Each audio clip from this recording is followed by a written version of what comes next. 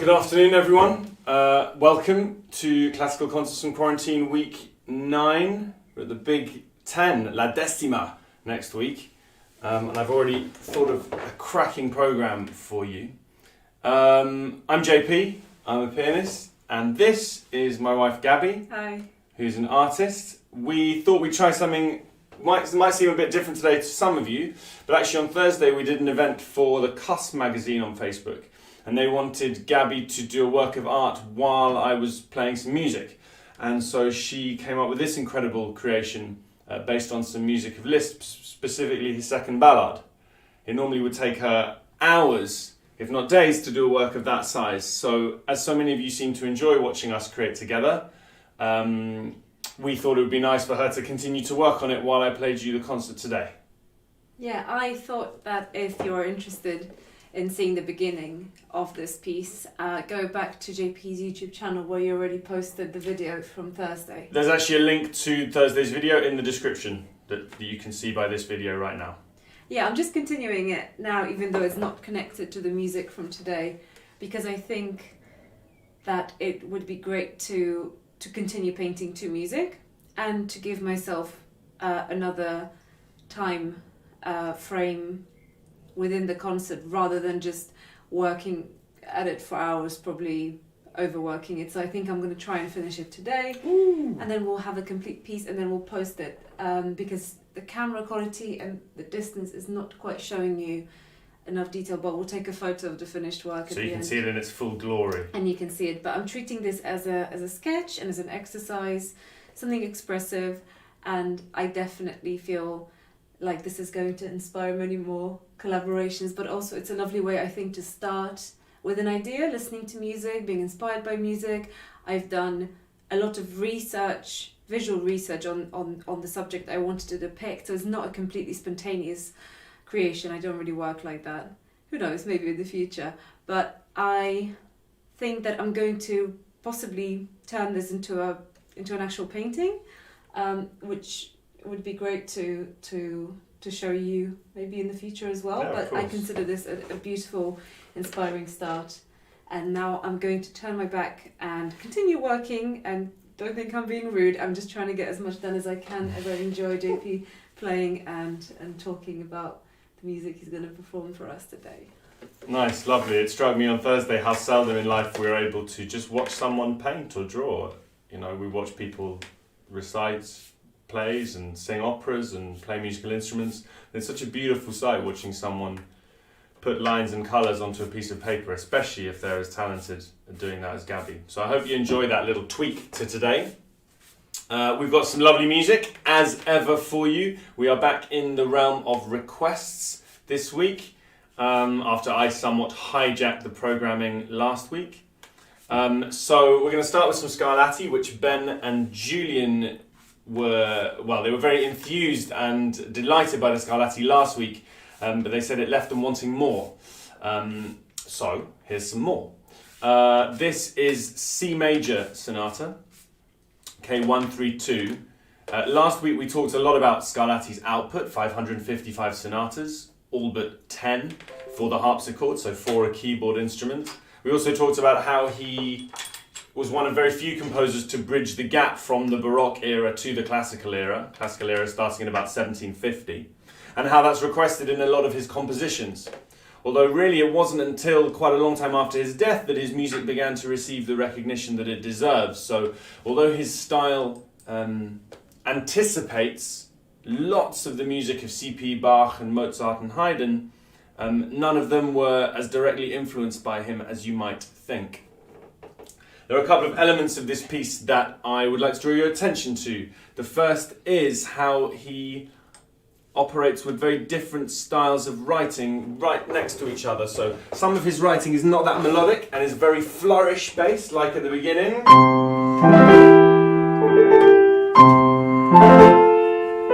Where he's just doing simple arpeggios to give a kind of grand feeling. And then immediately next to that,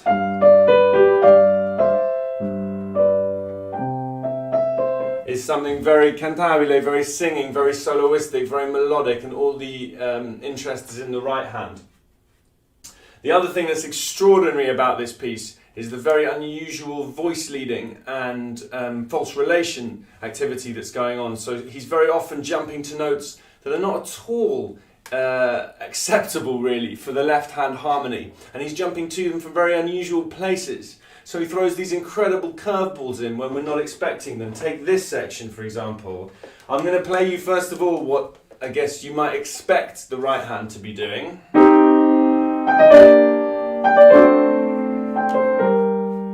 It's pretty standard. What does he do? He does this.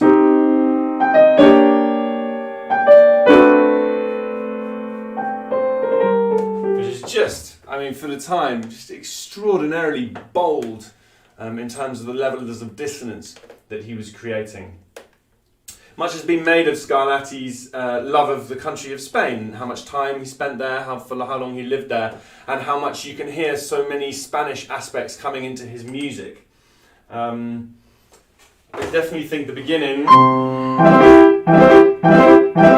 can give you definitely the idea of a strumming of a guitar, and a lot of the ways he uses the bass in the left hand gives the idea of a kind of pounding drum at times, somewhere like this. And the only other thing I would say is that he's a wonderful utilizer of trills. So that's where you write a trill above a note. That means you play that note and then you play the note above it and oscillate between the two notes as fast as you can. And it was originally a concept simply to help the notes sustain, because when you play a harpsichord the notes are plucked and so they don't last for very long. And so by oscillating the two notes you get more of a line carrying through. But it very quickly became used as a kind of expressive characteristic, and in truth it's a very good approximation to the kind of vibrato that a singer would do if a singer was singing. And he uses this to great effect in such areas as this. And also over the page for a very long time.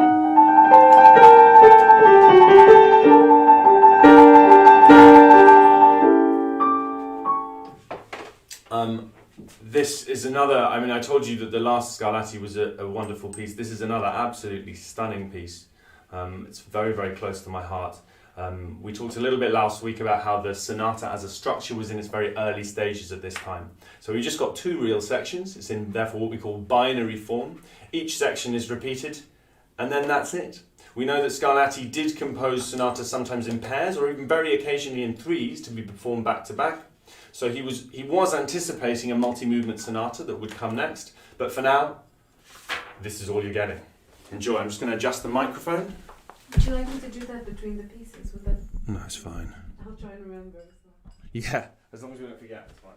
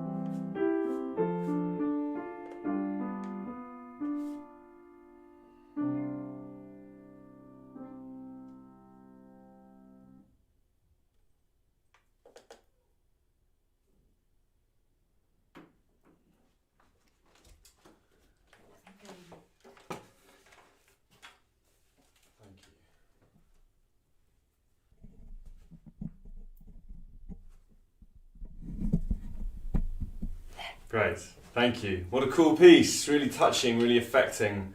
On one level simple, on one level bonkers. Just a little bit about why we're doing this. Obviously, we're in lockdown, even though apparently it's been released a little bit. I think lots of people are still not sure that it's the best idea to go out and about, and certainly from my point of view, I can't imagine how long it's going to be until concerts, the like of which I was giving very regularly, are permitted again. So these concerts for you are an opportunity for me to, I guess, keep my hand in, keep inspired, still connect with people who like listening to lovely music. So for me, they've been really invaluable. They're also our opportunity to do our bit, I guess. We've been raising money for the NHS for obvious reasons. So far, we've raised over 3,500, which is really humbling and touching. So I'm very grateful to you all for that. There's a link on the description if you're enjoying this concert and would like to give some more money to them. That'll be amazing. I mentioned that all my concerts have been cancelled, so if you'd like to help me, there's a link to my website on the description, and you can buy one of my DVDs, which I'd be ecstatic about. So we're now going to come on to a little bit of Schubert. This is his third impromptu in G flat. In a way, I'm surprised that this is as long as it's taken for us to have some Schubert. I have had one other request for Schubert, but it's of a piece so earth-shatteringly gargantuan that I want to pick my moment for when we share that together. I even have an idea to do maybe an evening concert by candlelight, as I think that would be rather beautiful for the piece we have in mind. So anyway, this is the first Schubert. This is very, very well-known and famous and beautiful piece. The Impromptu was one of a set series and I guess a whole catalogue of new forms and new styles that were coming in the early Romantic, mid-Romantic era. And these were opportunities for slightly more what we call character pieces, so much shorter pieces than the more large-scale sonatas that Mozart, Haydn, Beethoven had been writing, and an opportunity for a little bit more spontaneity in terms of how they were to be perceived. So the idea that you're just hearing a sort of 5 or 6 snippet that has come to me very freely, or come to Schubert very freely, if you like. His impromptus he wrote 8 of. They're separated into 2 sets of 4, one opus 90, which is the opus I'm taking this one from, and one opus posthumous, wasn't published until after his death, because this opus 90 was only published a year before his death, in 1827. He died when he was very young, at 31, having contracted syphilis. And his output in the last few years of his life was terrifyingly lightning fast. The music was flying out of him as if he knew that he didn't have too much time left and had to get it out. He also, in these last few years, undergoes the most amazing transformation in his compositional style and begins to write these unbelievably beautiful and transcendental music. So, late Schubert encompasses tens, if not hundreds of works because of the speed at which he was writing, but late Schubert is nonetheless a very hallowed and special place. That has a very fond place in our hearts. A little bit about this piece. It's written like a song, so very simple kind of texture. There's a tune which occurs at the top of the right hand, and there's a bass line that occurs in the left hand. And then the rest of the right hand that's not playing the tune plays a very simple, lovely, rippling arpeggio accompaniment, very like you would hear in many of his songs. And in particular, I mean, this even makes me think of a babbling brook, a babbling river. And, something like Die Schöne Müllerin song cycle is full of this kind of writing. So at the beginning, we're presented with that kind of texture.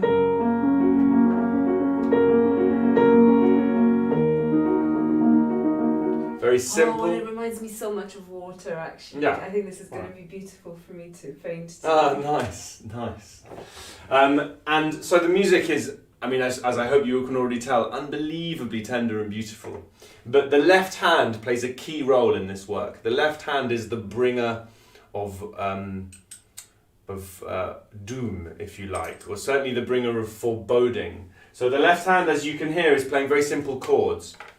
But for the middle section, this piece is in 3 sections, 2 identical outer sections and a contrasting middle section. For the middle section, the left hand comes to the party in big style with these interruptions. And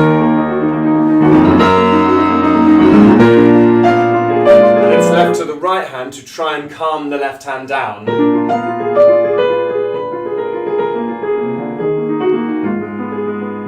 Which it's not always successful at.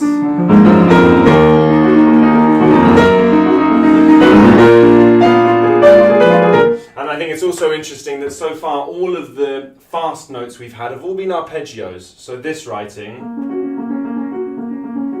it's all from the same chord, and it's all, none of it is a scale, none of it is notes that are right next to each other. So the first time we get fast scale writing is when this left hand comes in. And so it's really effectively set aside from the opening material in terms of the way it's written, with the scale writing, and also the fact that it's in the left hand. So this interplay continues for most of the middle section, before the right hand finally wins out and we return to the opening tranquility. But it's not over yet. After repeating the opening material, he takes us into what we call a coda, which comes from the Italian meaning tail, and that's like a final section to kind of wrap everything up. Normally, before maybe Schubert, it would have been quite a conservative section, just used for establishing the home key and kind of tying up loose ends. Here he uses the coda as an opportunity to remind us of the darkness of the middle section, and we plunge into some extraordinary key changes before finally the more peaceful music wins out. And the most telling evidence of this, I think, is that in the penultimate bar of the piece, the left hand is active with these fast notes again, but for the first time, it's active with fast note arpeggios.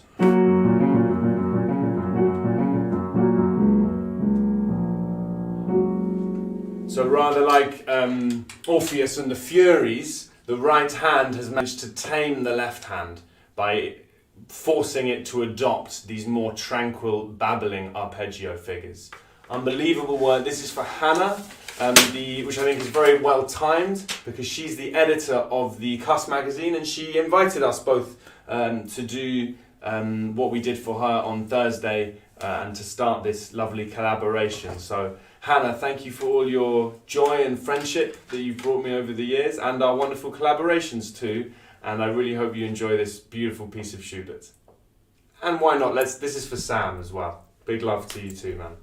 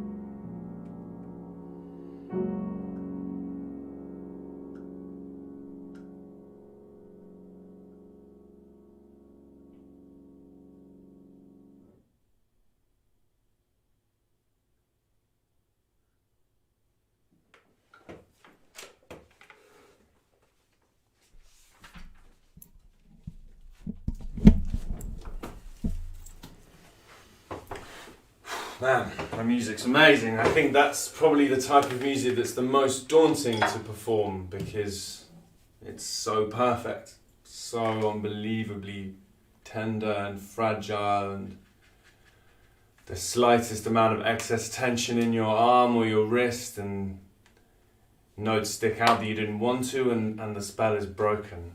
But yeah, just so grateful that people lived who wrote music like that. Marvellous.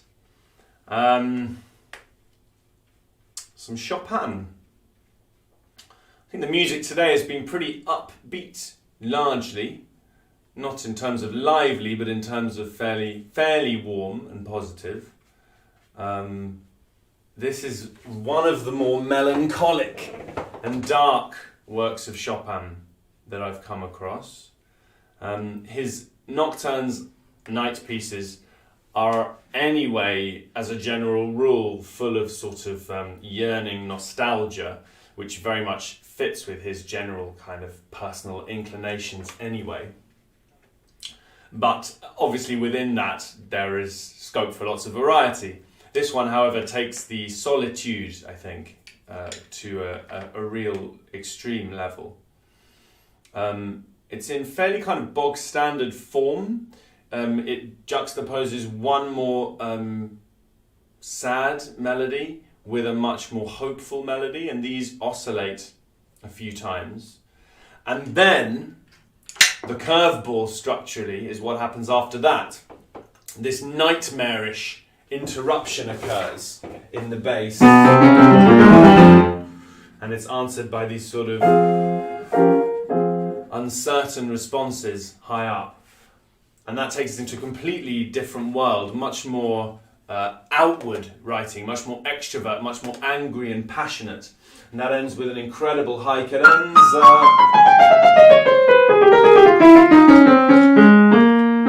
which leads us into a transition back to the opening music. And that's not it in terms of curveballs. We've just mentioned the idea of codas in the Schubert. Chopin's coda here is just as extraordinary. Rather than repeat the bog standard, the same melody that we've heard many times already, he adapts it into this extraordinary chromatic slaloming.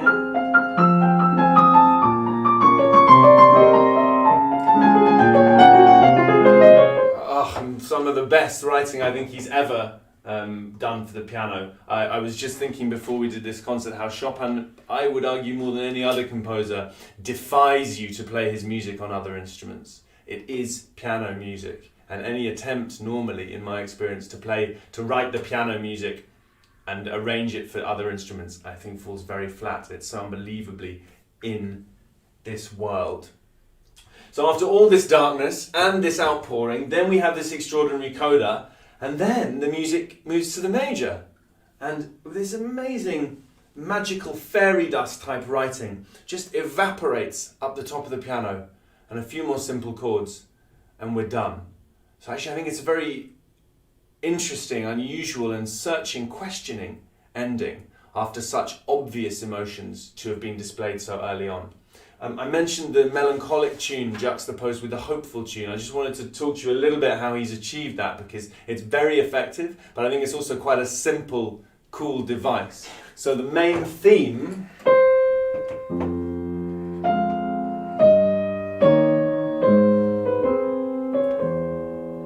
is dominated, as you can hear, by notes that fall. And that always in music gives us the feeling of, in my opinion anyway, a loss of energy, a resolution. And in this kind of key, in this kind of mood, with this kind of very heavy tread of a left hand, gives that feeling of burdened heavy-heartedness. And then for the contrasting section, we have this music.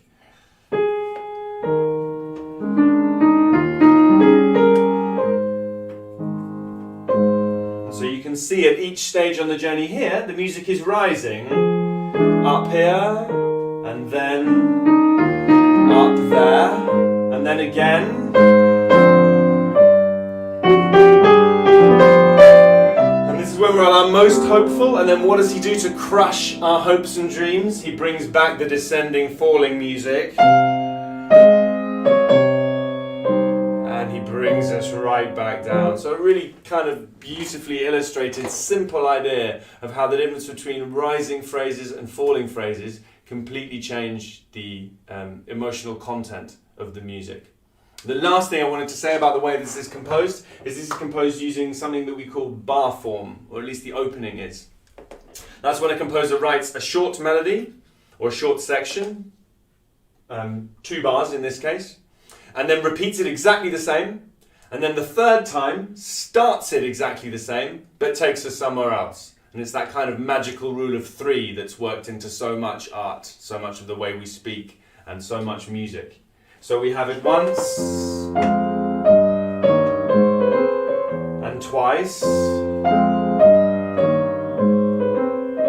and then the third time,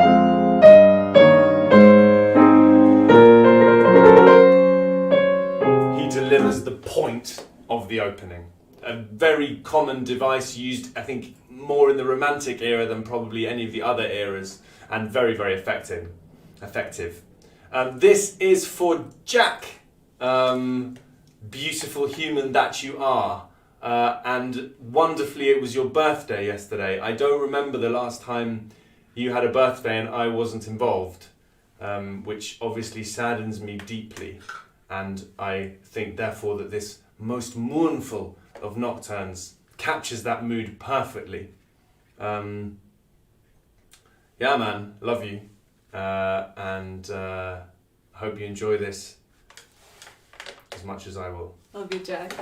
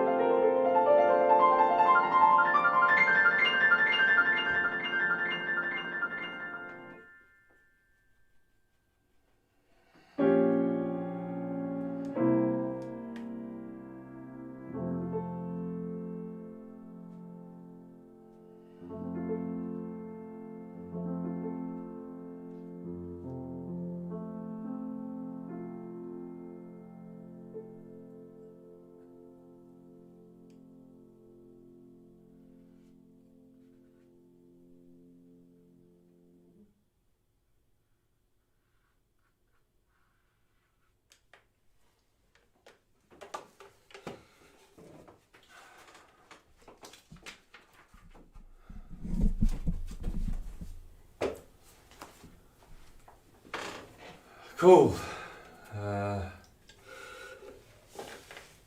going to finish with a little bit of Liszt today. Something to really lighten the mood, which I think is quite necessary after that Chopin. I also just want a quick shout out to my wonderful piano tuner Laurent, who was brave enough to come here on Friday to tune this piano, for which the piano thanks you enormously, and I thank you enormously, and hopefully everyone listening thanks you enormously. Please send me a request, mate, because I'd love to play something for you to say thank you. Sounds lovely, though. Cheers. So we're going to finish with the Bagatelle sans tonalité, the Bagatelle without tonality by Liszt. This was a request of Jeff, who heard my Beethoven Bagatelles a few weeks ago and thought this would be a fun juxtaposition, which I couldn't agree more. Having discovered the piece, have to say I did not know this piece, and it's been so fun getting to know it and making some sense of it. He says without tonality. I think by 20th century standards it's fairly tonal, in the sense of this is not Schoenberg we're talking about, this is not true atonality, it just isn't really in a key. The way he accentuates this lack of key is by extensive use of diminished harmonies, those types of chords. In fact, the whole piece ends rather comically and bizarrely on rising diminished chords, which therefore just leave us utterly nonplussed as to where on earth we're supposed to be.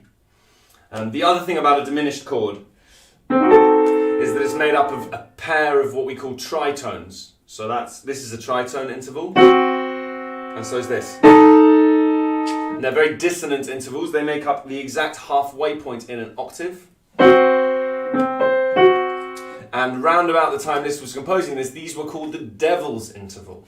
I rather think because of their devilish dissonance and the amount of tension that their use constructs.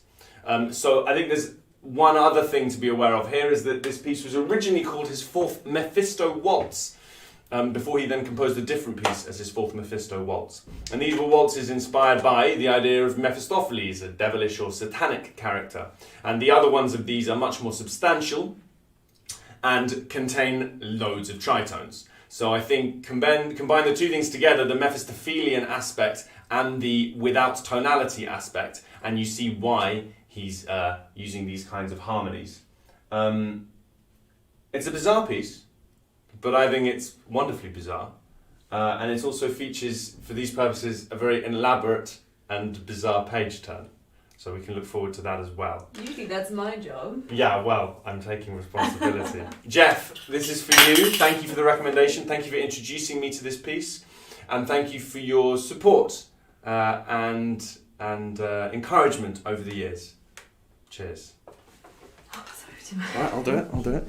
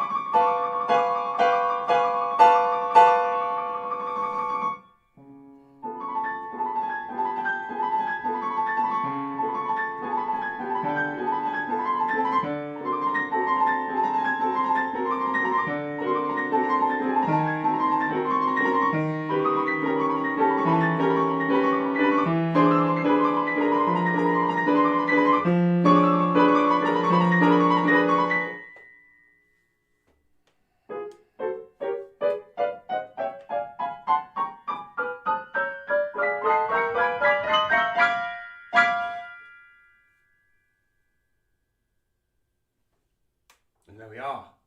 That's it. On that cocked eyebrow, we conclude today's concert. Thank you very much for tuning in. It's been, as always, the highlight of my week to make music for you.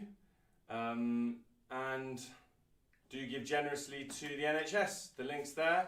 Do buy my DVD. The link's there. Have a lovely week. Try to stay safe. And I'll see you next time. I might just myself. actually, no, let's not see you next time. Let's bring the art forward. It's by no means finished. I think Talk to the camera. hold on one second. I think I both overworked it and not quite done enough yet. But this is based on the myth of Hero and Leander, and on the Liszt second ballad. So again, if you want to go back to the conception of this piece, watch the video from Thursday, which is linked in the description of this one and on JP's YouTube. But I still have a bit more seaweed to paint, I think, and more bubbles and water and fish and a few more shadows. I think it's still a bit too bright for my liking, but I think it's starting to come together, and it was certainly amazing to be able to paint to live music again. So I love doing this, as stressful as it can be, as the pressure not to put the line down where you don't want it, especially if I'm using ink, which I can't paint over, but at the same time I feel like a certain spontaneity is being achieved, and I think it's coming together. So hopefully we'll post the finished picture soon underneath one of these posts. I think it looks amazing. Thank you very much.